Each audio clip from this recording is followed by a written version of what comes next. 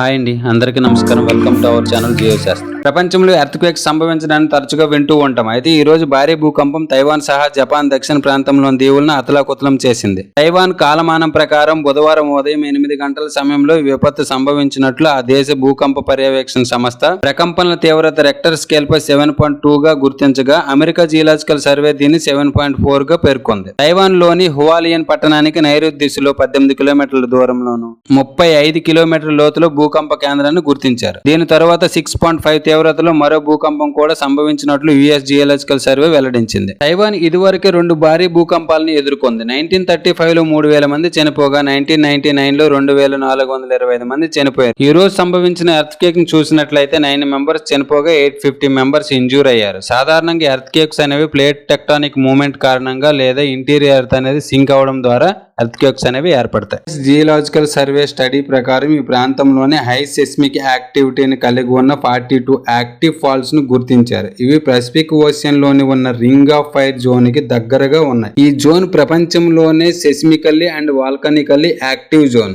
ఈ ప్రాంతంలో 4 active volcanoes ను గుర్తించారు. దీని కారణంగా తైవాన్ తో పాటు జపాన్, ఫిలిప్పైన్ లో తరచుగా ఎర్త్ క్వేక్స్ సంభవిస్తూ ఉంటాయి. ఎర్త్ క్వేక్ ఆరిజిన్ పాయింట్ ని మనం సెస్మిక్ ఫోకస్ అని, ఎర్త్ క్వేక్ భూ ఉపరితలం తాకిన పాయింట్ ని ఎపిసెంటర్ అని పిలుస్తాం. Thank you for watching my video.